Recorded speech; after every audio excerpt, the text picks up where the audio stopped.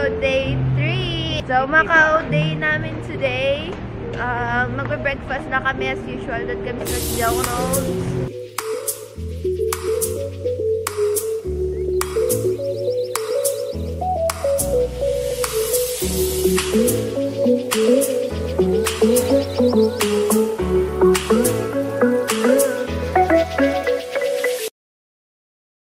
First time namin mag-double decker bus. Yes! Punta na kami, yung itinerary namin ngayon, sinakyan namin 8:31 na bus papuntang Hong Kong Port para papunta ng Macau. So, yun ang first, namin. The next stop is May po dito sa harap. Oo nga. Guys, good luck naman sa amin, guys, diba? Kasi DIY lang kami. DIY travel lang ito. Sana hindi kami maligaw. May binigay naman na map dun sa hotel on how to go to Macau. Pero syempre, bawal magtanong dito dahil konti lang nakaka-interest namin, diba? Pero guys, convenient siya kasi hindi ka maliligaw. Nasasalita yung bus. Sasalita yung bus. Merong recorder. Sana tayo. Please hold on.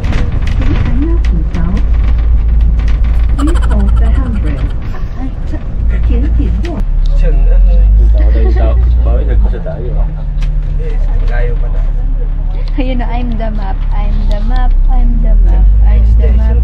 Land Toweling Toll Plaza. Wow. So, hindi pala yung pronunciation. Please hold on.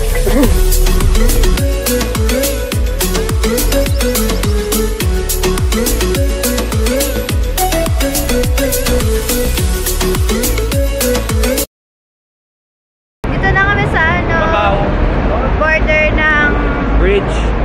Bridge papuntang Macau. So, pasok muna kami. Okay, bye-bye. Bye. Hi! Okay, gising na namin. Nandito na kami sa Macau. Bawal kasi mag-vlog dun sa loob. Bawal yung cameras sa loob ng immigration ng Macau. Pero gagawin nyo lang, diba, yung border dun sa immigration ng Hong Kong. Tapos sobrang habang bridge lang kayo, underwater bridge. Kasi yun. Pero hindi nyo makikita yung water. Parang ordinary tunnel lang siya. Kasi Macau is another country. So, nagpass May kami border. nagpass kami ng departure. Airport pa rin siya. Airport to airport. Tsaka arrival to another airport. So, pagdating dito, immigration ulit. Tapos, ngayon, nag-taxi na lang kami. Punta kami sa St. Paul, yung ruins of St. Paul. Kasi, DIY na lang to. Wala na kami tour. Hindi na kami nag-avail. Wala kami itinerary actually. Wala, hula-hula lang. Bahala na.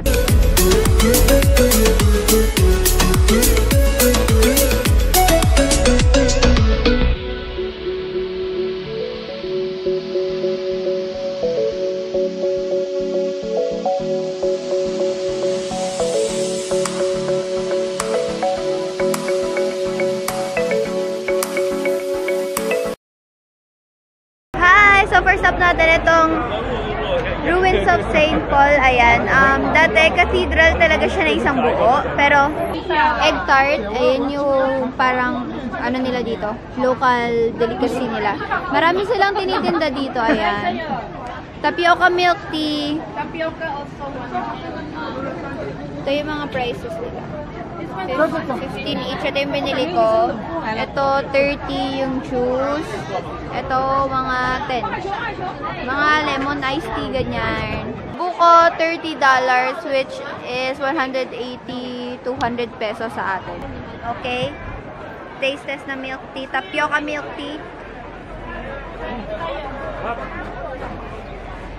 Like it. Like it. Pero masarap. Parang yung milk tea lang din sa atin. Yung fishball daw nila dito, buy 2, get 1 free. Okay. So, bumili So, ka. for $10. Tapos, kung ikukumpara mo yung lasa ng fishball sa Pinas, para siyang fishball on steroids. Sa sarap. Hindi ko nga alam yung steroids. Para siyang squid ball, ganun. Sarap. Spicy. 10 yung 5 pirasong ganito. $10 yung 5 pirasong ganito. Pag bumili ka doon ng dalawa, may free na isang stick. Sarap na milk tea nila. Lasang-lasa mo yung tea. Sa atin kasi puro milk. Oo, as in yung paet niya ba? A little. Pero actually, kasi di ba hindi, alam niyo, hindi ako umiinom ng mga milk tea tsaka mga tea ganun. Pero nagustuhan ko to. Papansin mo yung mga structure ng mga buildings nila. Kitang-kita mo pa rin yung influence ng Portuguese. Kapatid nyo naman salita, di ba? This is a Portuguese colony na lugar. Kaya lagi may makikita translation. Makikita mo pa rin yung mga translation ng Portuguese, tapos yung mga Spanish na. letters, tapos yung sasalita nila. Ito yung taro. Sarap lang sa zagu. Yung taro sa zagu. Tsaka friendly siya sa mga smokers. Hong Kong tsaka Macau, see? Saya nila eh. Yung mga Saya nila eh. Yung mga smokers masasaya kasi kahit saan, anywhere, meron kasi sila dito. Basta, makakita ka lang ng ganyang uri ng trash can, pwede ka mag-smoke. Ito ang famous nilang egg tart eh. Ito ang parang... Egg tart, egg with milk daw ito. Parang Talaga naman, malambot siya. It's a must shop. Daw, pag pumunta rito, kailangan kainin mo talaga yan. Okay, Malambot siya, tingnan nyo, mainit Sige. Huwag mo na magsalita. Sige, namnamin mo muna. Wala siya. Okay. Sarap, parang leche plan. Diba? Egg pie plus leche plan. Saka may caramel sa ibabaw, kung dumikit sa ipin ko. If possible, bring your sombreros kasi sobrang init. Yan, wala masyadong shade dito, kaya mag-sombrero kayo. Sunglasses, ganun. Ayan, may temple tayo maliit dyan. So, andito na tayo! Tiyanan, sobrang init at sobrang daming tao. Ayun si Choco, opak. Yes! Lagyan na lang brace for support para hindi siya bumagsak. Nakakatawa. Nagpipicture kasi pinipicturean ako ni Soy. You know, Soy being the Instagram brother. Pinipicturean niya ako, tapos yung isang ali, gano'n ako. Gano'n ako. Kinatutawa ko ng isang Kami ng Cap, 65 talaga siya, natawaran namin. Ito magaling kasi manawad to si Mama. Siyempre, diba? So, bumili kami dalawa ni Soy. Si Manong, sabi ko, 2 for 90. Bali, naging 45 na lang isa. Soy, bakita mo yung ang cute ng face. Tapos ito yung akin. Simple lang kasi para black and white kasi yung team ko ngayon. Tingnan yung short ko mukhang chessboard. Mukhang chessboard. Shorts ni Mama to eh. Pedra de Mo. Meaning milestone. Millstone? Millstone. Ibig sabihin dito sila nagmi-mill ng stone. Char. Hindi. Ano ba yung millstone? Alam ko yung millstone, Daddy, nalimutan ko lang kung ano yun. Kanina nasa bus kami, di ba? Yung sa double decker na bus. May umutot. Kanina yun. May umutot na naman. May umutot na naman. Ang baho. Dito tayo. Kadiri. Ikaw yun Siya daw yun. Ikaw din yung kanina sa bus. Hindi ako yung sa bus kanina. Umamin ka. Sure, hindi ako yun. Nakakamatay yung sa bus kanina. Napaspray talaga ako ng pabango. Museum di Macau, pero may bayad dyan. Kaya hanggang dito lang tayo sa labas. Makita lang natin yung labas. So basically, meron dalawang part ang Macau. Yung part na old Macau. Ito, mga tourist yung spots. makaluma. Yung casino. Tsaka hindi pala. Iba yung SIM card sa Hong Kong sa SIM card dito. So, hindi namin ma-open yung mobile data namin. Wala akong map, wala kaming Google Maps. Hindi namin alam saan kami pupunta. Sinusundan lang namin yung mga street signs.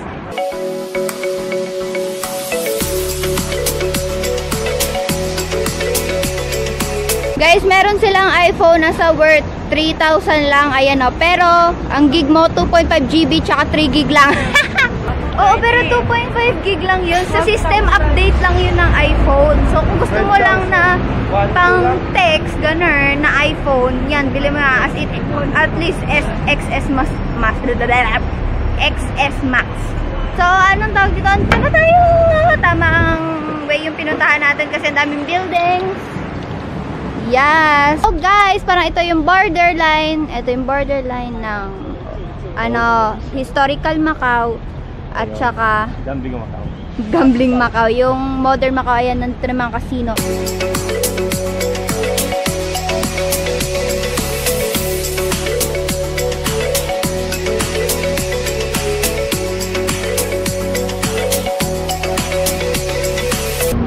Underpass, bongga, crystallized.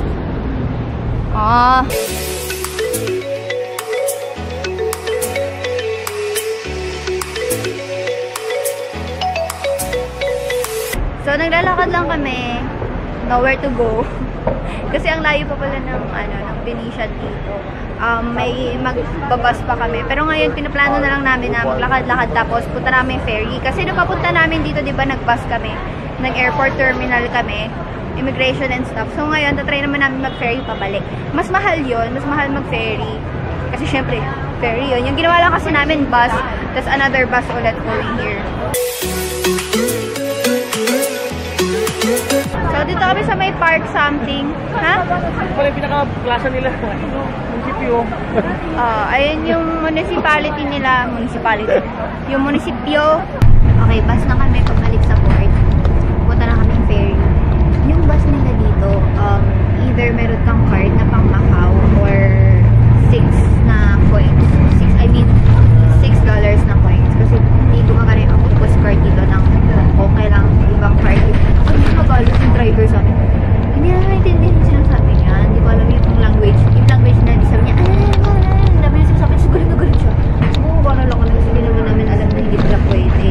Hi guys, pangit ang buko, nakakap kasi ako. Pero andito na kami sa gate number namin. Andyan na yung jet. Mamaya pakita ko sa inyo. So, Try naman natin. Ang fare naman dito, 175. Yung turbo jet from here to... $175. Sobrang pangit ko, wala akong kilay. Sorry. So, $175 from here to Kowloon sa Hong Kong. Tapos, mag-MTR na lang kami dito. Pero anyway, yung papunta dito kanina, mami, na dalawang bus. Hong Kong immigration. Tapos border. Macau border. Sumakay tayo ng shuttle bus. From immigration, nag-shuttle bus tayo, From papunta sa... Yung tatawid ng Macau Bridge. Tapos baba natin, Macau Immigration. From Macau Immigration, nag-taxi na tayo papunta ng bridge. Yung taxi namin, sabi dun sa... Meron kasi silang poster doon na parang doon ka titingin ng rates para sure ka na hindi ka ganun. Pero feeling ko nag-price increase sila. Kasi yung nakalagay lang doon sa poster, 55 papunta sa St. Paul Ruins. Yun yung estimated 55. Kasi binayad namin 87 plus $5 tax. $92 yung binayad namin sa tax. From there, gumastos na lang kami dun sa mga milk tea namin, ganun. So itong ferry pa lang, 175 na. From dito, kailangan mo pa mag-taxi or magbabas ka ba, papunta dun sa mag-aaga pa yun. So, hindi ko alam kung magkano yung total ng boat, pero mas mura kung magbabas. Bus, taxi na lang kayo going here sa Macau.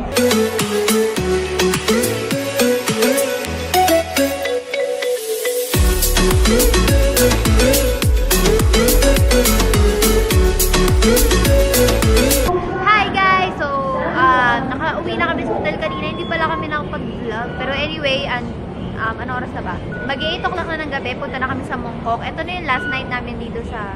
Pero anyway, ayun. Inihintay lang namin si Mami kasi nawala niya yung octopus card niya. Yung card na pambayad mo dito sa beep card. Oo, parang beep card sa atin. Kasi ang galing kasi meron sila nung keychain lang, ganito kaliit na card. Keychain lang talaga, nakasabit sa wallet. Oo, Tapos pwede sa wallet, pwede sa relo, pwede sa cellphone. Ang galing.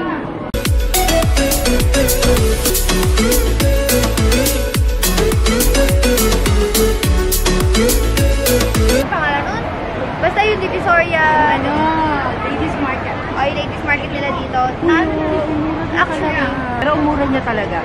Bino mo yung Hong Kong t-shirt, $100 by like 8. 8 pieces. Bali, lalabas sa atin doon, nasa 650 lang. Tapos divided by 8, so mga 60-70 pesos isang t-shirt. Sa atin, saka makakabili nun, di ba? Yep, pero manipis yung tela, may nakita ko. Oo naman.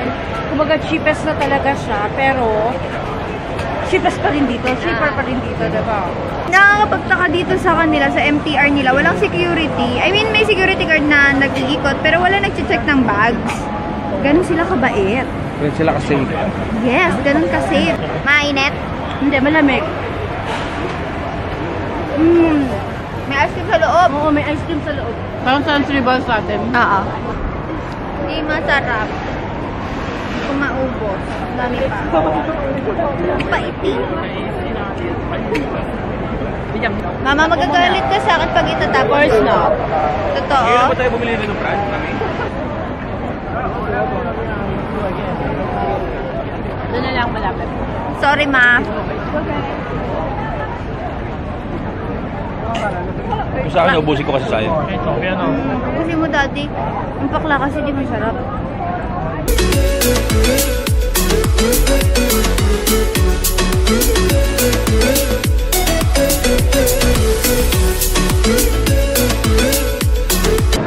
So, ito yung mapa ng isa sa mga subway nila, yung Chuen Wan na rail. So, andito tayo ngayon sa Hongkong. So, bababa tayo sa Tai Wo Hao. Pangalawa sa dulo kasi dyan malapit yung Panda Hotel. So, sobrang dami nilang subway rails dito na almost buong Hongkong na may ikot mo na siya. Yun, sobrang dami. Ito pala, Diyos me, may mapa pala dyan. Pumunta pa talaga ako doon. Kaya hindi siya matraffic kasi nga most of the population is taking MAR. Oo, kasi sobrang naman kasi. Ang mahal kasi ng parking. So parang dito, kahit bumili ka ng sasakyan, wala kang parking. Walay din. Kaya mura yung mga sasakyan dito. Makikita mo, Benz, Oo, may mga Lamborghini. Ang dami. Kaso nga, pag wala kang parking, walay din. Kasi parang year parking nila is cost like 8 million Hong Kong dollars. Parking pa lang yun ha, parang bumili ka na ng ano.